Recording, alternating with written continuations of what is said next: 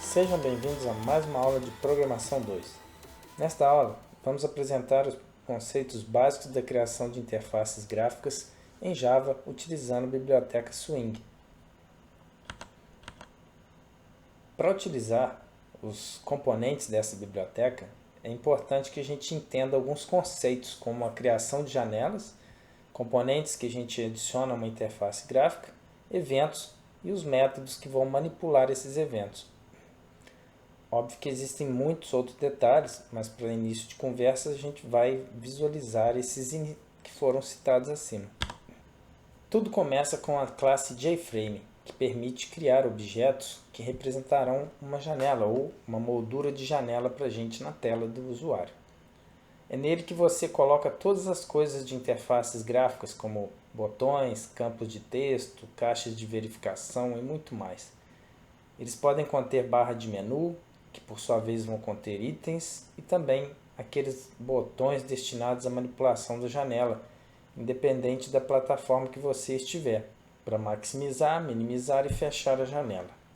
Dependendo da plataforma que você executar o seu programa e de como programar a sua JFrame, você poderá obter diferentes aparências de um JFrame. Isso não é um tema que vamos focar em detalhes nessa aula. De toda forma, o componente JFrame é o mesmo, ainda que sua apresentação seja diferente, dependendo desses elementos citados.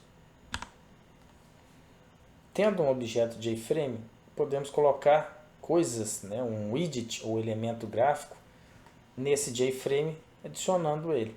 Existem diversos componentes que você pode adicionar e basta procurá-los no pacote JavaX Swing. Entre os que a gente mais utiliza estão o JButton, JRadioButton, JCheckbox, JLabel, JList, JScrollPane, JSlider, JTextArea, JTextField e JTable.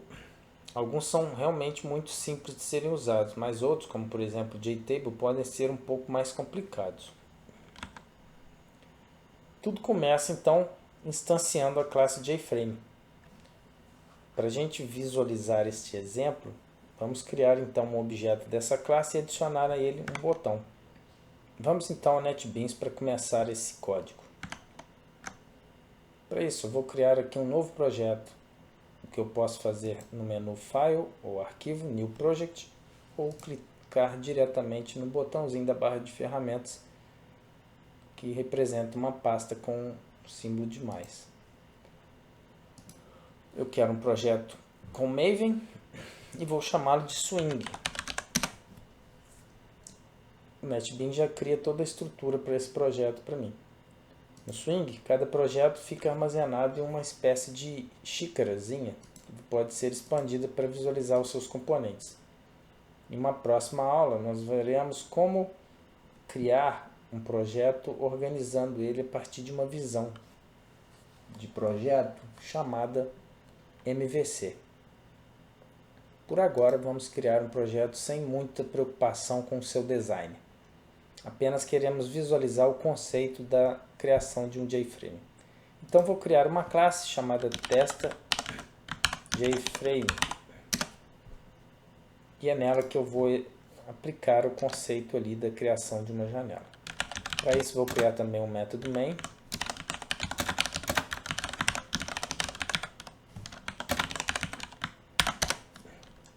E vou seguir aqueles passos. O primeiro deles é a declaração de uma variável do tipo JFrame. Essa classe ela se encontra no pacote JavaX Swing. Para facilitar a digitação, em vez de digitar todas as vezes que eu precisar falar da classe JFrame, o nome completo dessa classe, que é o pacote javax.swing.jframe, eu vou importar ela do pacote.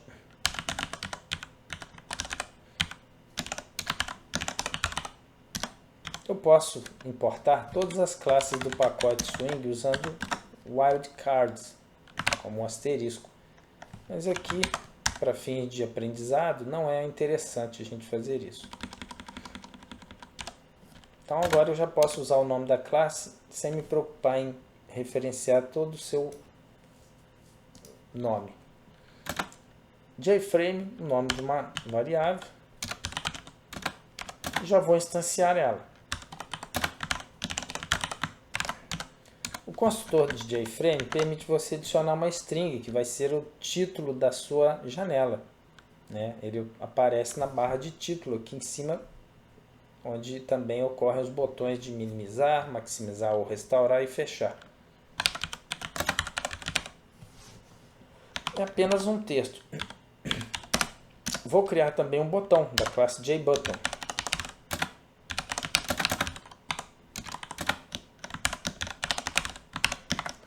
O construtor dessa classe JButton também aceita uma string.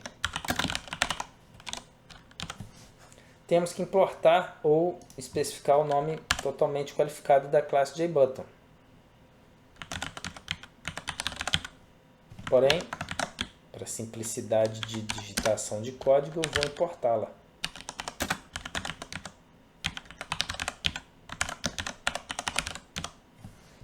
E pronto. Agora eu não tenho mais erro devido ao não reconhecimento desse identificador aqui, que é o nome da classe. Tendo o botão, eu preciso adicioná-lo à janela. Caso contrário, ele não será exibido em lugar algum. Mesmo que o botão seja criado, não significa que ele estaria visível na tela, assim como ocorre com a janela. Veremos que é preciso acionar um comando para que ela seja apresentada na tela de usuário.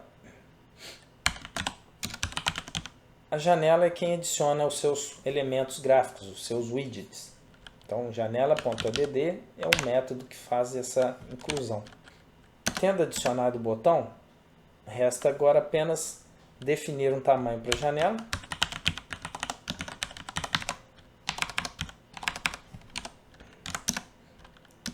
E mandar exibi-la.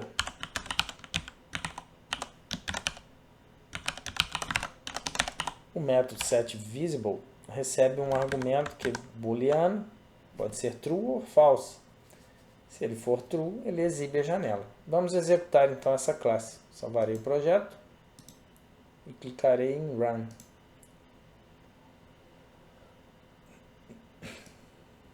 E aqui está a tela do meu programa. Observe, no entanto, que o botão ocupa a área completa da moldura da sua janela. O painel da sua moldura, melhor dizendo. E não há o que fazer aqui. Por mais que você redimensione a sua moldura, o botão será redimensionado juntamente com ela. Então, ele está sempre ocupando toda a área visível no painel da sua JFrame. Além disso, quando você encerrar o seu programa, ou melhor, fechar o seu JFrame, ele vai continuar. O seu programa continua em execução. Isso porque fechar a janela não encerrou a aplicação, dado que nós teremos que configurar algo nessa janela ainda para que ela realmente dê um comando de encerrar a aplicação quando o botão fechar dela for clicado. Para isso, você faz o seguinte: configure o seu JFrame, que está referenciado pela variável janela, set default close operation, e esse método requer um inteiro que diz o que deve acontecer caso a sua janela, o seu JFrame referenciado pela variável janela, seja fechado pelo botão lá fechar. Ou Alt F4, por exemplo. Mas o que acontece quando essa janela for fechada? Um código inteiro pode dizer que a aplicação deve ser encerrada. Porém, qual é o valor desse inteiro? Certo? Algo complicado para se ficar decorando. Para facilitar a vida, a própria classe JFrame traz algumas constantes numéricas, estáticas, inteira e do tipo final, isto é, não podem ser modificadas, é constante, né? Que indicam valores entre os quais um deles pode ser usado aqui para configurar a operação padrão ao fechar. Então essa constante chamada ExitOnClose guarda um inteiro cujo valor é exatamente o número inteiro que eu preciso passar para esse método setDefaultCloseOperation para que a janela encerre a aplicação se ela for fechada. Então, só para exibir o comportamento agora do seu programa, vou executar. E quando eu fechar a janela, observem que não estará mais em execução o seu processo relativo à classe TestaFrame, JFrame. Encerrou. Então esse detalhe já corrigimos. Agora precisamos corrigir o detalhe da apresentação do botão. Para isso, eu vou precisar de um gerenciador de conteúdo. Tá? Mas antes, vou colocar também um text field aqui na sua janela, na nossa janela.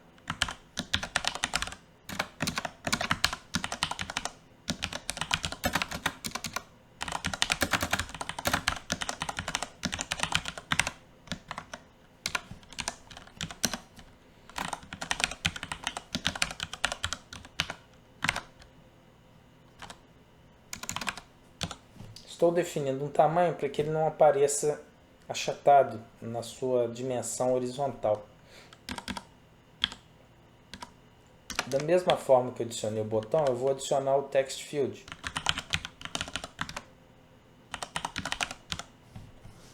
Vamos executar para ver como fica a nossa JFrame. Falta importar aqui. Ctrl Shift I fez a importação para mim. Preencher o código de importação do JTextField. Então agora eu já posso salvar e executar o projeto sem o erro de não ter reconhecido o nome da classe JTextField.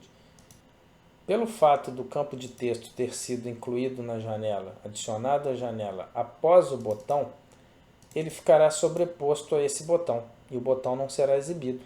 E é o que ocorreu na nossa execução do programa. Eu só pude visualizar o campo de texto, que por acaso ocupa toda a área da tela, o que não é adequado para um campo de texto, já que isso aqui tem mais aspecto de JTextArea, que é uma área de texto. Para organizar os nossos elementos visuais no painel da janela, eu preciso então de um gerenciador de layout. E o mais básico que a gente pode utilizar e que será simples o suficiente para essa aula introdutória é o Flow Layout, que é um objeto de uma classe que fica no pacote AWT. Então eu preciso importá-lo aqui, import java.awt.flowLayout. Agora eu posso declarar uma variável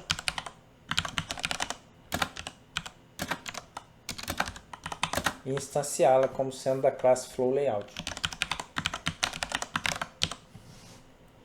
Esse objeto, eu não vou enviar nenhum tipo de mensagem para ele, para esse exemplo, então eu não preciso de criar uma variável. Eu posso fazer isso direto no argumento do método da janela que requer o gerenciador de layout. Então, é janela.setLayout new flow layout. Se você fosse utilizar a variável, ela estaria aqui, flow layout fl igual a new flow layout. Você passaria sua variável fl para cá, que já está referenciando um objeto da classe FlowLayout, e a janela assumiria esse objeto aqui como seu gerenciador de layout. Fica a seu critério, porém, como eu disse, não precisaremos comunicar com esse objeto fora do código aqui. Então, eu vou deixar o argumento como sendo o resultado da referência gerada ali pela instanciação da classe FlowLayout, direto no argumento do método. E vamos ver que agora o conteúdo da janela será apresentado de maneira organizada. Não é uma forma muito prática, né? Porém, já nos ajudou a visualizar os dois elementos na nossa JFrame, o botão e o campo de texto. Repare que a organização criada pelo objeto FlowLayout é da esquerda para a direita e de cima para baixo, na ordem que você adicionou os elementos à sua janela. Primeiro adicionei o botão, em seguida o campo de texto. Se eu redimensionar a janela, de modo que os elementos não caibam mais no espaço horizontal disponível, ele joga para baixo, né, os componentes, os elementos gráficos que não couberem na mesma linha ou na mesma orientação horizontal, na ordem de adição. Então, primeiro o botão, embaixo o text field. No entanto, a gente tem um problema, o botão não faz nada. E aí que entra então o conceito de manipulação de eventos. Para isso, vamos voltar um pouco então aos slides em que teremos esses conceitos ilustrados de uma forma esquemática. Então, nossa janela não faz nada. E para que ela possa responder aos comandos do usuário, precisamos então de dar funcionalidade aos widgets. Isto é, nosso botão precisa acionar alguma coisa. E para isso acontecer, precisamos de dois elementos. Um método, para ser chamado quando o usuário clicar no botão, que vai fazer o que você quer que ocorra quando o botão for clicado, e uma maneira de saber quando esse método deve ser chamado. Em outras palavras, uma maneira de saber quando o usuário clicou no botão para que o método seja chamado.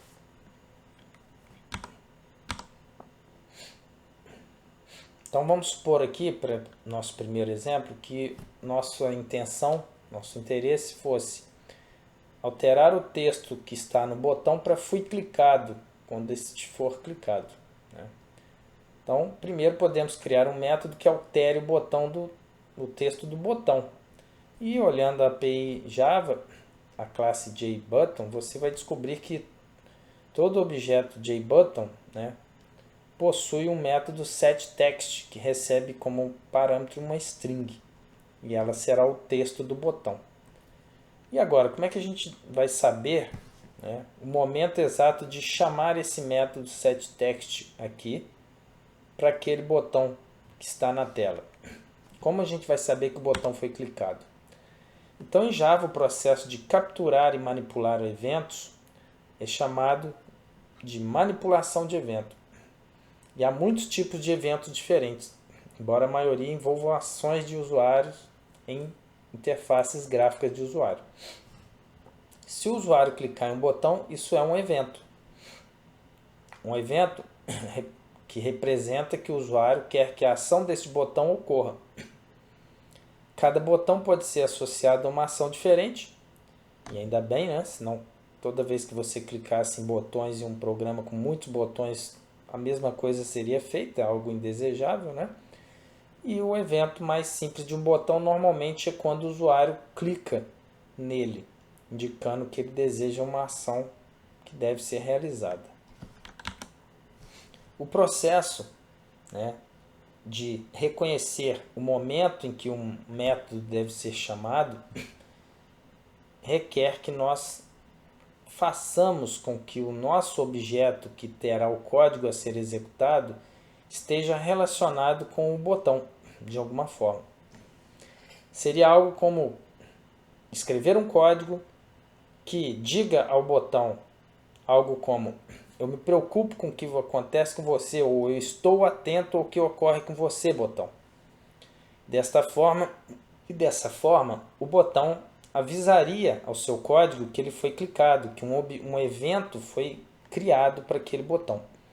Assim como a gente viu nas aulas sobre exceções, em que toda exceção em Java é um objeto, em Java todos os eventos também produzem objetos. Sempre que alguma coisa acontece com um elemento gráfico, isso produz algum tipo de evento. A diferença é que nós não tratamos todos os eventos. Senão, para cada ação que houvesse na sua interface gráfica, o seu programa deveria responder de alguma forma. E não é bem assim que ocorre. Nós limitamos, né, os eventos que temos interesse que produzam algum tipo de comportamento. Então, para que o nosso código possa ser vinculado aos eventos de um botão, nós precisamos criar uma classe que implemente uma interface que diga ao botão que está escutando os eventos deste botão. Uma interface de escuta, então, é a ponte entre o ouvinte, que é o seu código, né, e a origem do evento, que no nosso caso aqui é o botão. Os componentes de interface gráfica do Swing são a origem dos eventos. No linguajar da Java, a origem de um evento é um objeto que pode converter ações de usuário em eventos.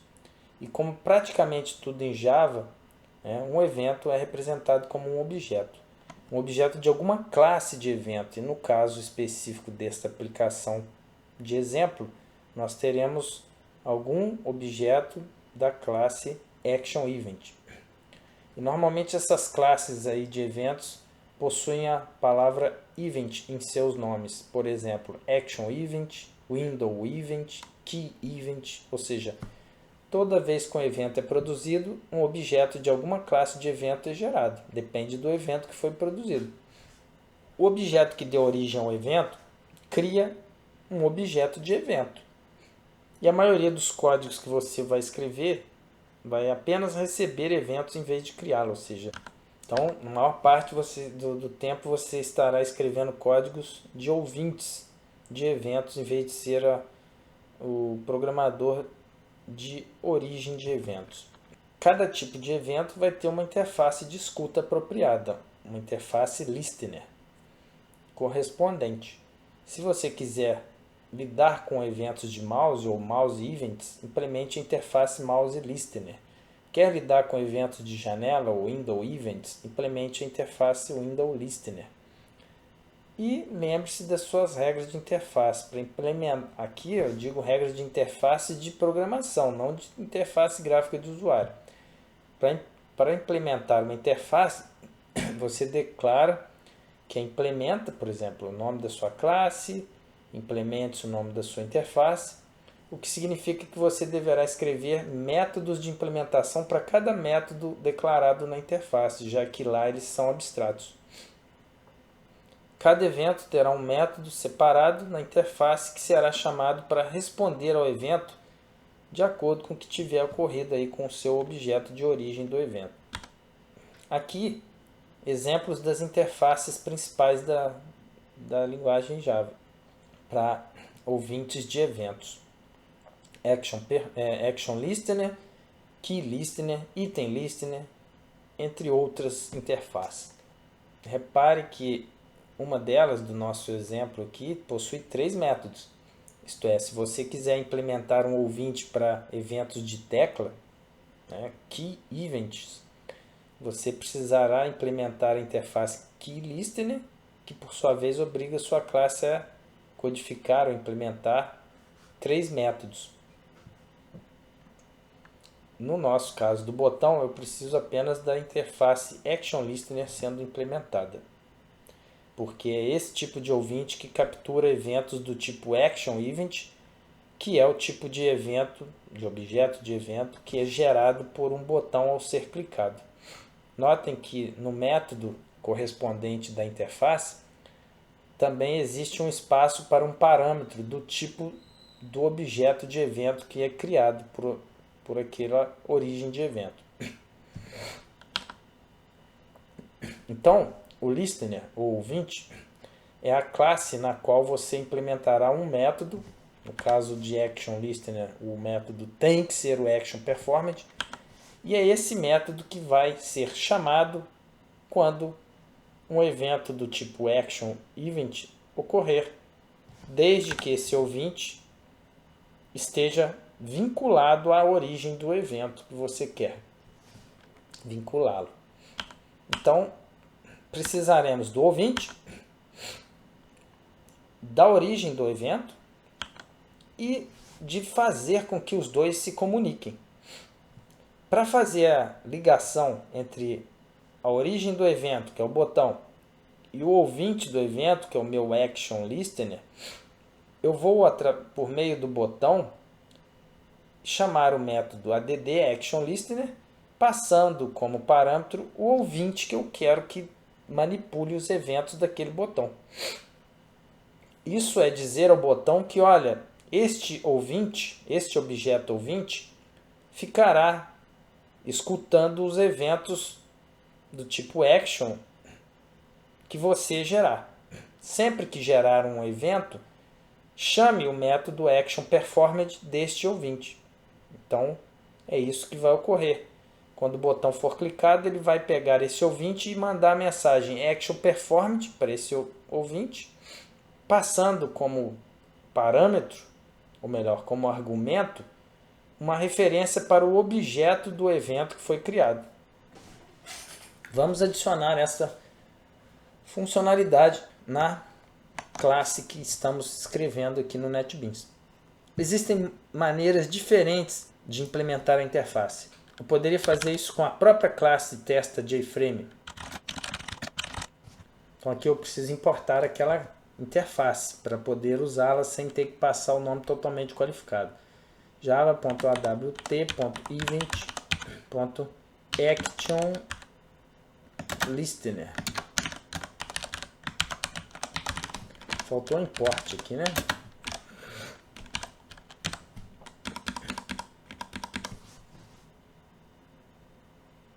E aqui um erro surgiu porque a minha classe testa.jframe não está implementando o método actionPerformed ainda. Eu poderia fazê-lo aqui, olha.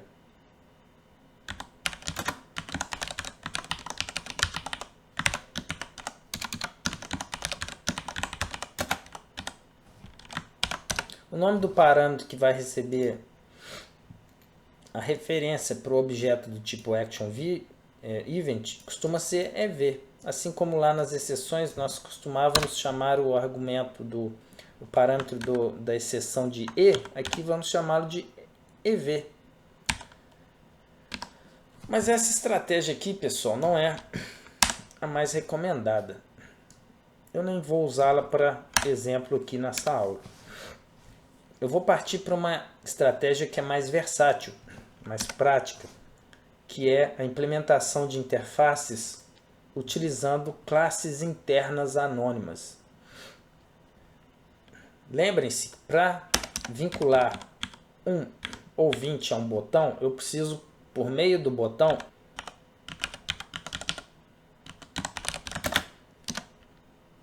adicionar o ouvinte, certo?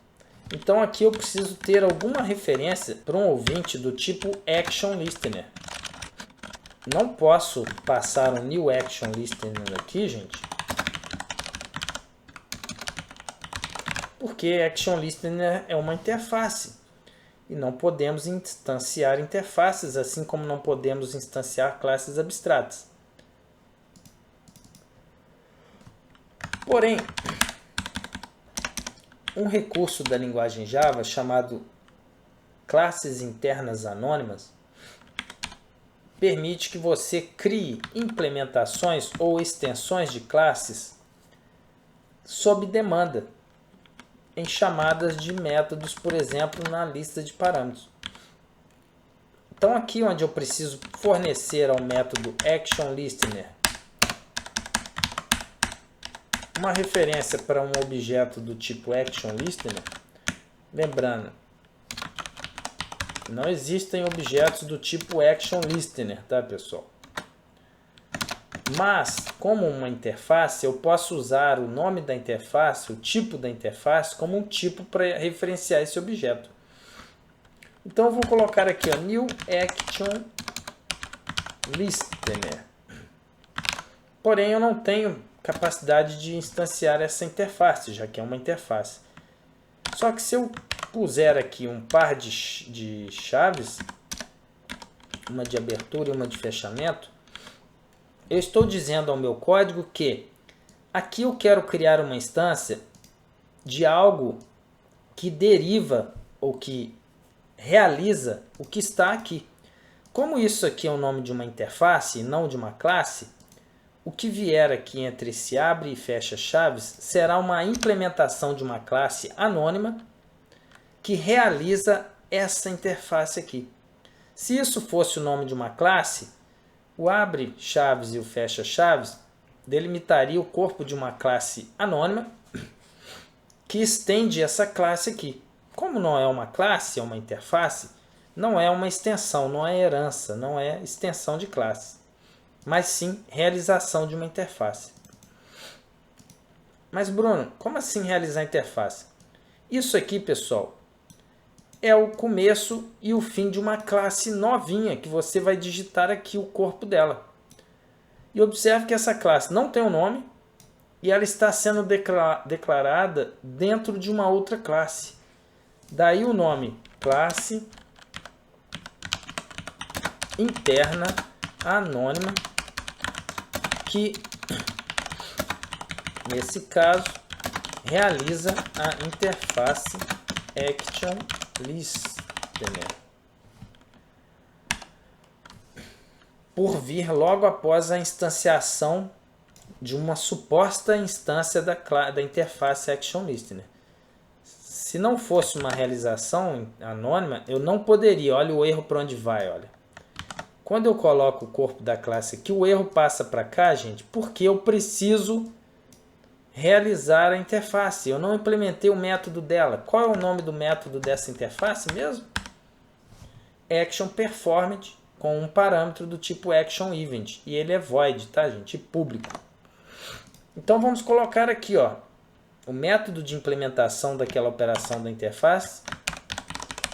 Vou colocar override para garantir que eu esteja realmente sobrescrevendo, implementando. E declarar o método public void action performed action event v. Vou importar aqui o action event, Ctrl Shift I. Importou ele lá da classe AWT, olha, ele é da classe não, do pacote AWT.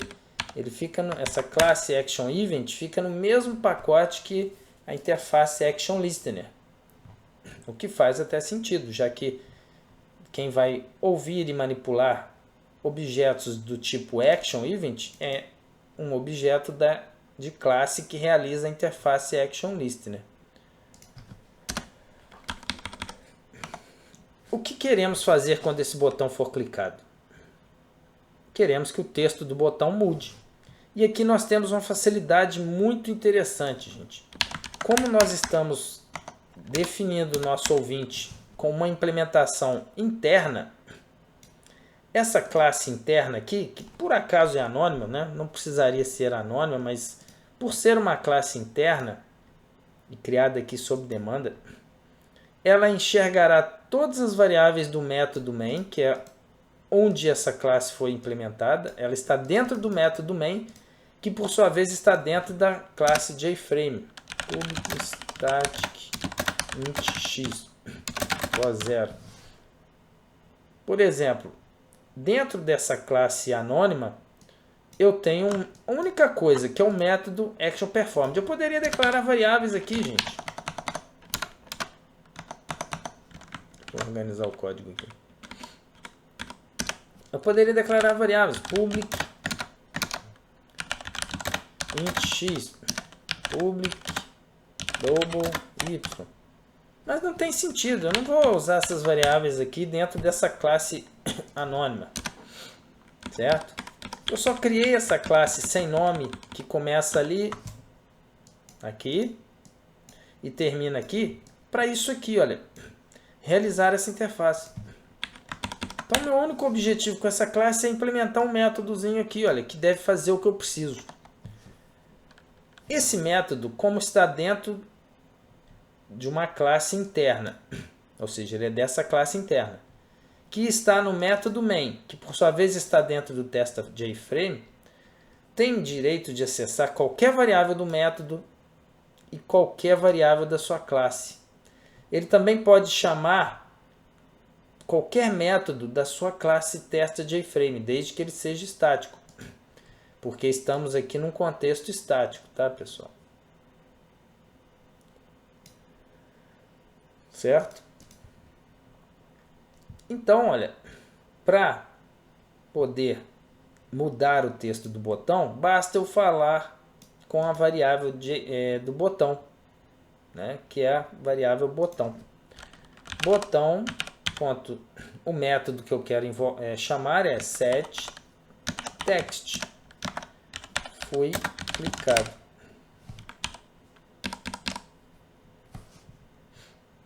Esse código já faz com que alguma coisa ocorra quando o botão for clicado.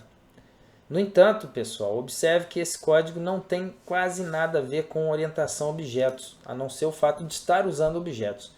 Por que não? Porque ele está totalmente concentrado no método main. O objetivo aqui é apenas mostrar os comandos, as instruções, porém eu tenho que jogar essas responsabilidades em objetos em vez de um método estático como o main, que só deveria estar sendo usado para iniciar o meu programa. E no caso aqui ele foi usado para demonstrar conceitos.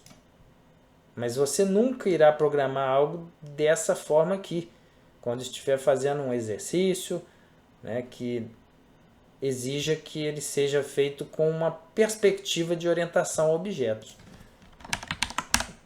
Vou excluir a variável x, que não é necessária aqui, mas eu poderia fazer algo com ela aqui dentro. Olha. Além de mudar o texto do botão, faço x igual a x mais 1.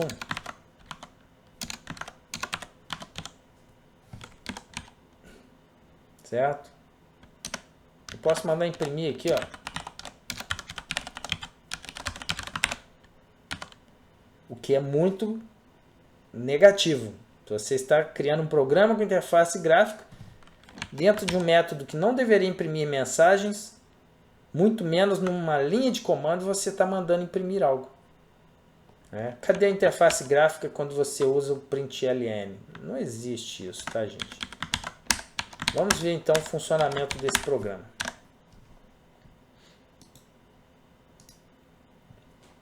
Agora, no mínimo, alguma funcionalidade tem que ser acionada quando eu clicar no botão. Me clique, fui clicado. Então, o botão mudou o texto dele para fui clicado. E com isso conseguimos, então, implementar o mecanismo de manipulação de eventos para um botão. Vamos mudar um pouco o nosso programa, então, para ver algo mais interessante, no mínimo. Em vez de simplesmente mudar o texto de botão, vamos fazer algo como somar dois valores fornecidos por meio de campos de texto. Para isso eu vou precisar de mais dois campos de texto aqui.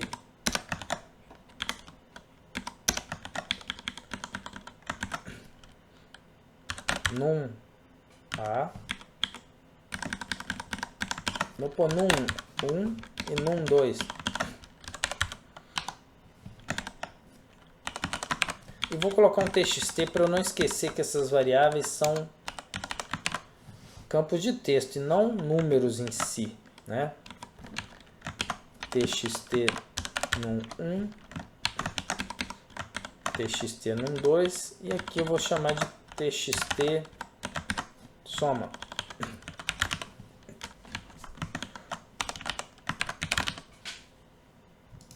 Vamos ver se a janela está sendo criada e apresentada mais ou menos. Opa, tem um erro aqui. Exception.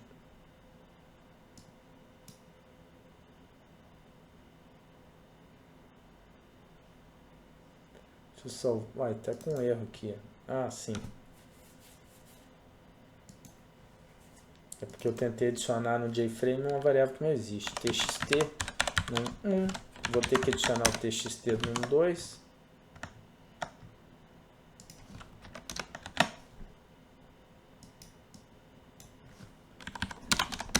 txt num 3. Opa, não tenho num 3, é txt soma. E agora sim.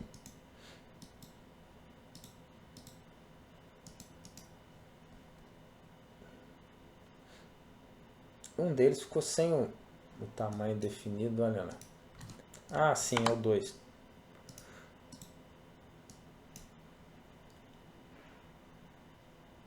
Pronto, agora todos estão com o mesmo tamanho. Vamos achatar aqui, olha. Somar. Fui clicado, não é o que a gente quer, certo? Queremos que quando aquele botão for clicado, ele pegue o valor que estiver nesse campo de texto, some com o valor que está nesse campo de texto e guarde o resultado nesse campo de texto. Só que os campos de texto, pessoal, eles armazenam strings e não números. Todo dado de entrada, na verdade, acaba vindo como uma string. E a gente vai precisar converter essas strings antes de poder somá-las. Tudo vai acontecer dentro do Action Performance nesse momento. Então, eu vou fazer o seguinte. Eu vou pegar do meu txt num1, né, e vou guardar numa variável inteira a int a igual a txt num1.getText. Porém, isso vai me devolver uma string. E não tem como fazer um cast aqui, tá, gente? Não dá. Certo? Eu preciso de um método que transforme um inteiro em uma string. Eu posso usar a classe integer.valueOf ou integer.parseInt. Então, com o método estático da classe integer, eu pego a string que vem do meu campo de texto num1, tento convertê-la para um inteiro, e esse inteiro eu vou tentar armazenar na variável a, que é do tipo int. Eu farei a mesma coisa para pegar o outro número que eu pretendo somar. Int b igual a integer.parseInt. Só que agora a minha fonte desse outro número é o meu outro campo de texto. Eu vou colocar aqui como o segundo, que é o txt num2.getText. Não confundir, tá, gente? Eu tenho que colocar o getText, porque txt num2 não é string, é um JTextField. txt num2 me devolve uma string que está ali naquela área visível do elemento gráfico JTextField. Eu quero somá-los, então vou criar uma variável int soma, que é igual a mais b. Se a conversão aqui tiver dado certo, e essa aqui também, eu tenho então na variável a e na variável b, dois inteiros que vieram cada um de um dos campos de texto. Vou somá-los e agora eu quero guardar o resultado no meu terceiro campo de texto, que se chama txt soma. Ponto. Aí, para colocar esse resultado da soma lá, eu tenho que chamar o método setText. Observe que o setText requer uma string, gente. E soma é uma variável int. Não adianta, não tem como passá-la aqui diretamente. Vai dar erro. Para converter um inteiro em uma string, você pode usar um método estático da classe string, que é o string.valueOf. E dentro, como argumento, você joga o seu inteiro, o seu double, ou seja, qualquer valor primitivo pode ser transformado em uma string com esse método estático valueOf da classe string. É um método utilitário, né? Bastante usado aí em interfaces gráficas na hora de fazer a conversão dos valores, seja para mostrar nas saídas, né, de usuário lá gráficas, ou para outras finalidades internas do seu programa. Então, com isso, eu peguei o valor inteiro da variável soma, converti em uma string, e essa string eu passei para o setText do campo de texto que eu reservei para apresentar o resultado da soma. Não é assim que você cria um programa desse tipo, tá, gente? Text field é para entrada, não é para saída, geralmente.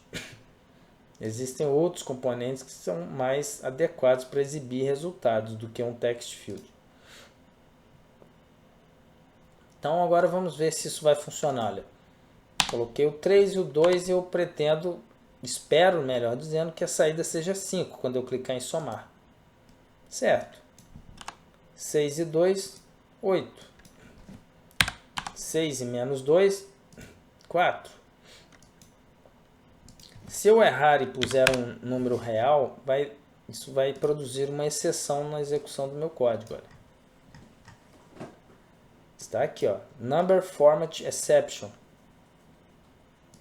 para o parâmetro 6.0. Não dá, o método parseInt não consegue transformar a string que é 6.0 em um inteiro. Se eu acidentalmente puser uma letra, um caractere ou uma palavra, ele também não vai conseguir transformar. Olha. A mesma exceção ocorreu para a entrada string AD. Não foi possível converter isso para inteiro. Tá? A exceção, no caso, não encerrou o programa. E aí eu posso continuar executando ele e o programa vai funcionar normalmente. Olha. 4 mais menos 2, 2. 1 mais menos 2, menos 1. Enfim, com isso nós conseguimos demonstrar aí o funcionamento básico de alguns componentes do pacote Swing, criando uma pequena aplicação que não é orientada a objetos, de uma forma adequada, né? Você jamais vai escrever um programa dessa maneira, porque senão você não está fazendo ele orientado a objetos. Mas demonstramos aí os conceitos de widgets, JFrame, os widgets seriam o botão, o campo de texto, etc. Então demonstramos o uso do JFrame, o uso de outros elementos gráficos aí da linguagem Java, no caso Swing. Demonstramos também o processo de manipulação de eventos e resultou aí num programinha que faz a soma de dois valores, certo? Porém, lembro mais uma vez que esse programa não é um programa feito a partir de uma perspectiva de orientação a objetos. Ele está todo codificado dentro do main, do método main. O main termina aqui, olha. Isto é, não tem nenhuma coisa interessante aqui do ponto de vista da orientação a objetos. Apenas para ilustrar os conceitos. Na próxima aula, vocês verão um pequeno programa que, dessa vez, já apresenta os conceitos de orientação a objetos e criação de interface gráfica de maneira combinada. Isto é, vamos criar uma pequena aplicação em que será usada uma interface gráfica de usuário, porém, o código, os objetos, os conceitos do domínio do problema serão estruturados aí a partir de uma visão similar a um padrão de projeto chamado MVC. Obrigado por assistir essa aula e aguardo vocês em um próximo momento.